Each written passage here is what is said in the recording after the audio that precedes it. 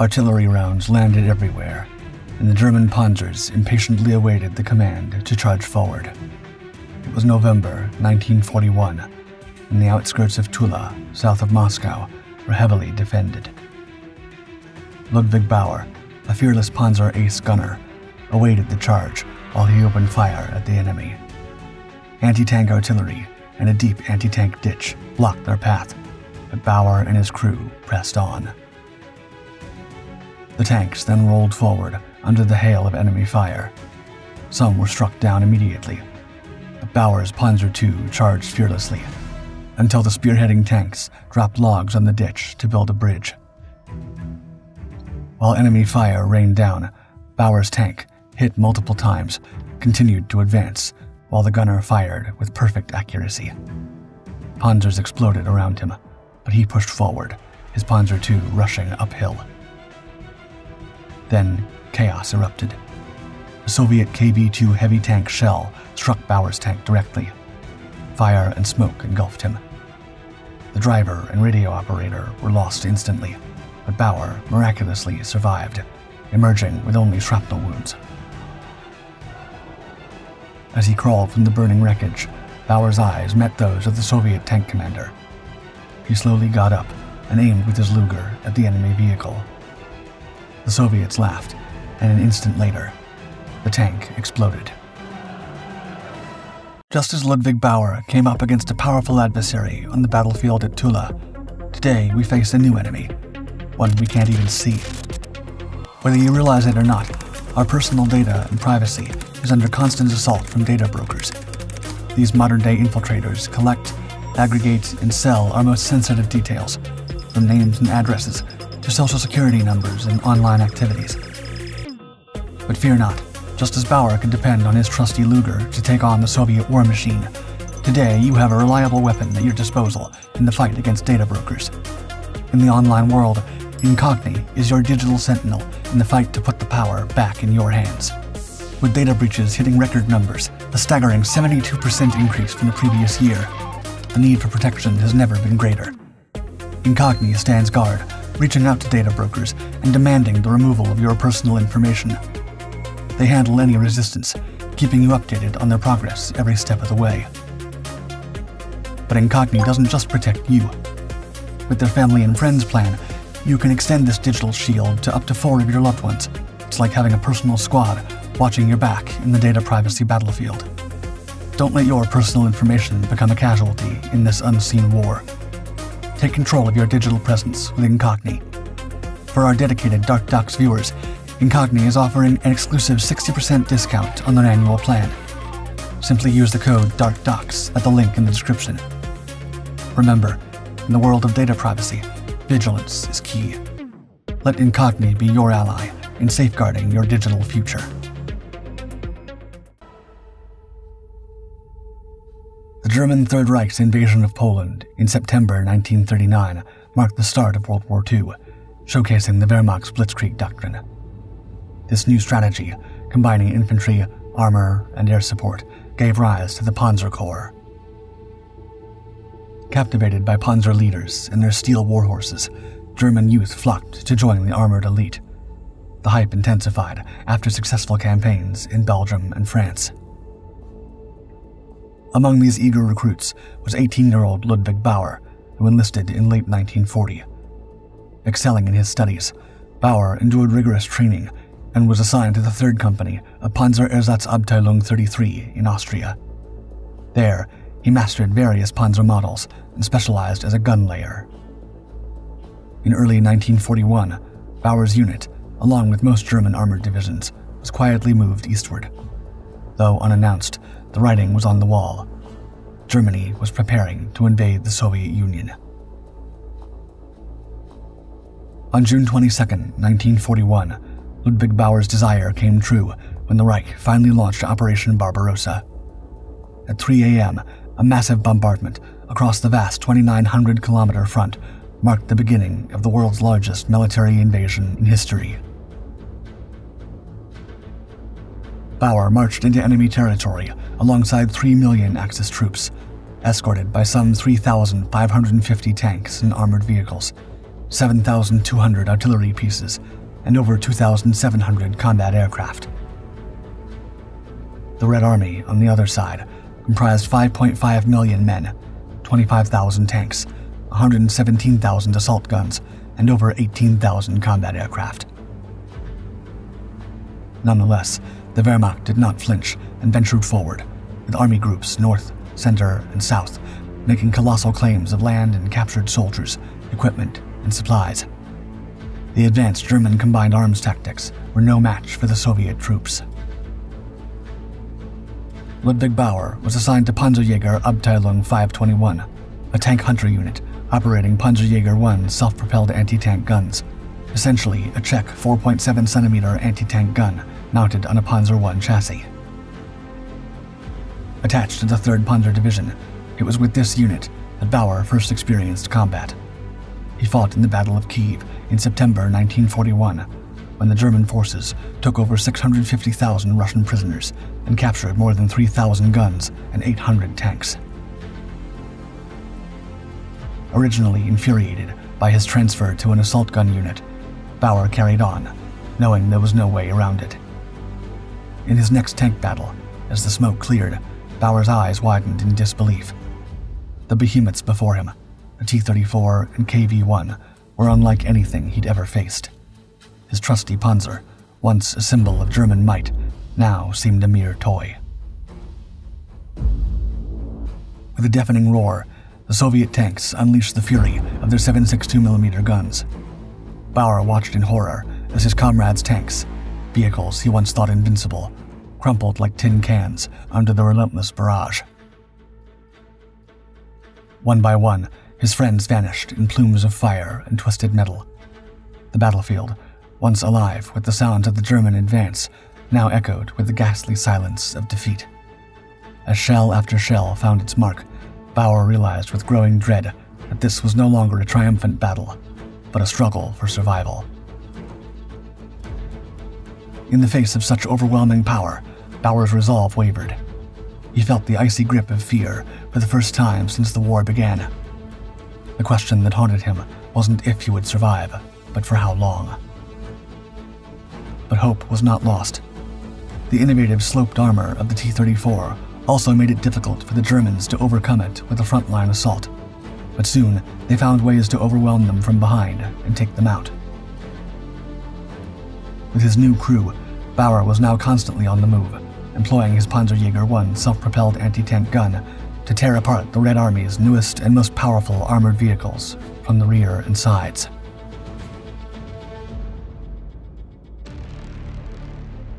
In October 1941, Operation Typhoon, the German offensive aimed at capturing Moscow, was in full swing. This critical and high-stakes campaign was intended to deliver a decisive blow to Soviet forces and seize their capital before winter set in. As part of this massive, coordinated attack, German forces pushed through the Western and Bryansk fronts, aiming to encircle and destroy Soviet armies defending Moscow. Amidst this chaos, Ludwig Bauer's unit received 4 Panzer IIs as replacements. Given his training on this model, Bauer eagerly traded his anti-tank gun for a position as a gunner in one of these tanks. At last, he would operate a real armored vehicle, marking a significant milestone in his military career. Bauer's unit was tasked with flank protection during major offensive thrusts, playing a vital role in the broader strategy. As the Panzer II roared into action, Bauer and his crew faced relentless Soviet counterattacks and increasingly harsh weather conditions.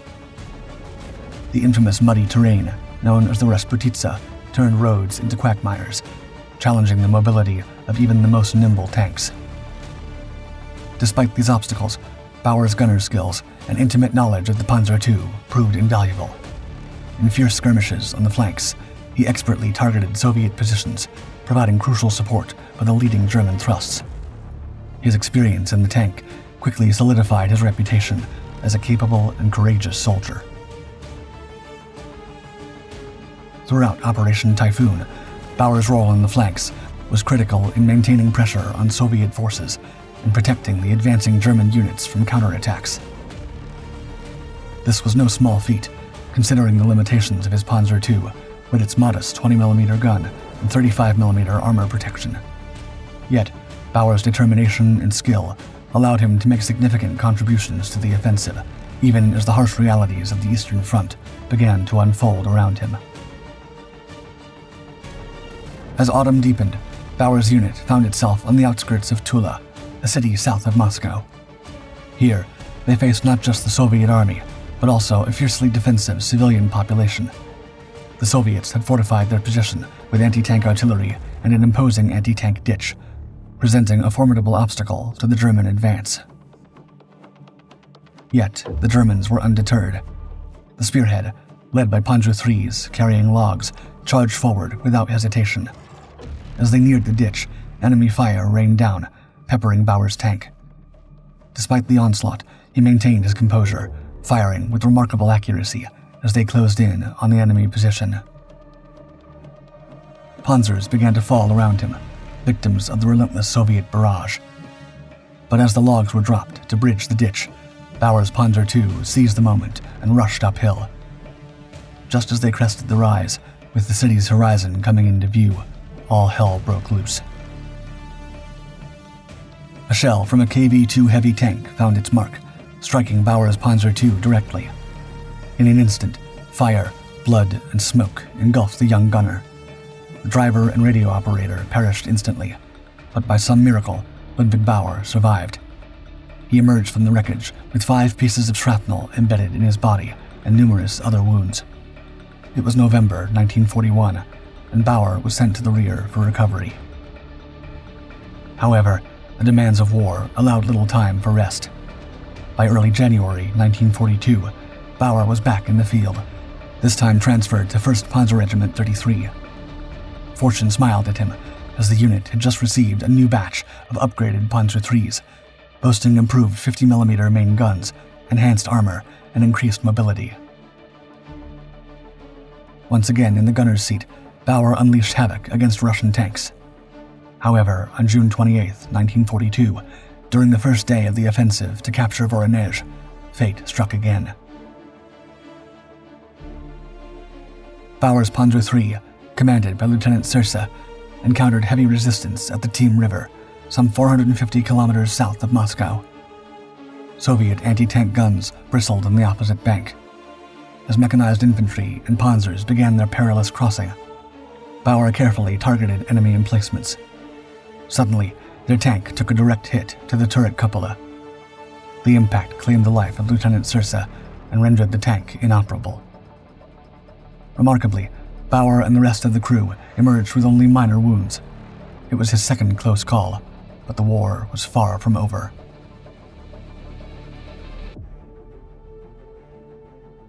The battle for Voronezh raged on, and Bauer, along with his surviving crew, found themselves transferred to a new Panzer III. Undeterred by their recent defeat, they continued to add to their tally of destroyed enemy tanks. July 1942 proved to be a grueling month. Wave after wave of enemy vehicles crashed against their defenses, testing the limits of Bauer and his comrades. Their streak of success, however, was abruptly halted when a Soviet KV-1 medium tank struck their Panzer III, immobilizing it on the outskirts of the city. It was Bauer's third brush with doom, yet miraculously, he emerged unscathed as Allied units swiftly destroyed the enemy tank. Fate seemed to have further plans for Ludwig Bauer. Once again, the seasoned gunner was assigned to another Panzer III, its 50mm main gun ready for action. But August 1942 brought new challenges. Near Shizhtra, as Bauer's unit traversed a road, they were caught off guard by intensified Soviet armored attacks. Chaos erupted as panzers erupted into flames around them. Caught in the middle of the formation, Bauer's tank took a direct hit from a Soviet artillery round. The vehicle was immobilized, and the entire crew was severely injured. For Bauer, this marked his 4th direct hit. Despite being wounded by shrapnel and fire, he remained remarkably composed. With barely a mutter, he focused on helping extract his wounded crewmen. Surrounded by the enemy, Ludwig and his comrades were forced to flee into the woods, evading enemy patrols as they made their perilous journey back to camp. Upon their return, a new Panzer III awaited Bauer, his fifth home in this unforgiving war. A brief respite followed, during which several awards were pinned to his chest, a recognition of his valor and skill. This well-deserved rest reinvigorated Bauer for the challenges that lay ahead on the Eastern Front. His next assignment took him to the salient surrounding the city of Rzhev. Now integrated into the elite 12th Panzer Division, Bauer participated in numerous double envelopment operations. His precision as a gunner proved lethal, as he knocked down several enemy T-34s and artillery emplacements. During one fierce engagement, an anti-tank round found its mark, striking the left side of Bauer's tank. Half the crew perished instantly, but Bauer, seemingly blessed by Nordic gods, survived for the fifth time. As he crawled from the smoking wreckage, Bauer gazed wearily at the sky. He had lived to fight another day, but the toll of the war was beginning to weigh heavily upon him. How many more times would fate spare him, and at what cost? After surviving the harsh Eastern Front for almost 2 years, Bauer returned to the fatherland in October 1943. His valor and skill were recognized with a promotion to lieutenant and command of a Panzer platoon. Bauer's sixth brush with mortality came while commanding a Panzer IV east of Krivoy Rog. The crew endured brutal conditions, living day and night inside the tank, facing endless waves of Soviet armor. One frigid January night in 1944, while attacking a dozen T-34s guarding Vysokie Sheltia, Bauer's tank came under fire from multiple directions. Despite tearing apart several enemy vehicles and emplacements, a direct hit to the right side wounded his gunner and loader, forcing a retreat. Fate wasn't finished with Bauer. Days later, near Soflivka, he faced an entire regiment of Red Army tanks, and Bauer's vehicle was knocked out again. His gunner lost his life instantly, but Lieutenant Bauer, true to his reputation for incredible luck, emerged alive once more. By February 1944, Bauer found himself in France, preparing for the impending Normandy invasion. It wasn't until August that he saw action again, losing several vehicles to the overwhelming Allied air superiority. During the Battle of the Bulge, Germany's desperate gamble in the Ardennes, Bauer and his men fought valiantly at Bastogne, Foy, and Novi in their advanced Panther tank. Yet, even their determination couldn't stem the Allied tide, and they were forced to withdraw to defend the fatherland. As Allied forces breached Germany's borders, Bauer was relocated to Siegen. There, the brutality of war came knocking at his door again. After decimating attacking enemy forces, his vehicle was rendered useless by 2 anti-tank gun hits in March 1945. Once again, Bauer survived against all odds.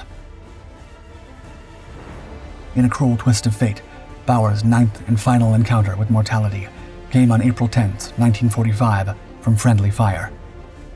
In the village of Erntebrück, a German anti-tank gun mistakenly targeted his Panther, bringing an ironic end to his combat career. 6 days later, on April 16th, Bauer and his crew were disbanded. A week after that, they were taken prisoner by American forces. Lieutenant Bauer's body, now a canvas of over 50 wounds, adorned with the Iron Cross and other decorations, told the tale of his incredible journey. Released from captivity in 1946, Bauer's story wasn't over. In the early 1960s, he rejoined West Germany's military, the Bundeswehr. There, he shared his harrowing experiences from the Eastern Front with a new generation of soldiers, his 9 close calls serving as a testament to both the horrors of war and the resilience of the human spirit. We'd like to extend a hearty salute to today's sponsor, Incogni. Don't forget, you can use the code DARKDOCS to secure an exclusive 60% discount on your annual plan. It's time to take control of your personal data and keep it away from prying eyes. Remember, your privacy is worth protecting. Let Incogni be your digital guardian.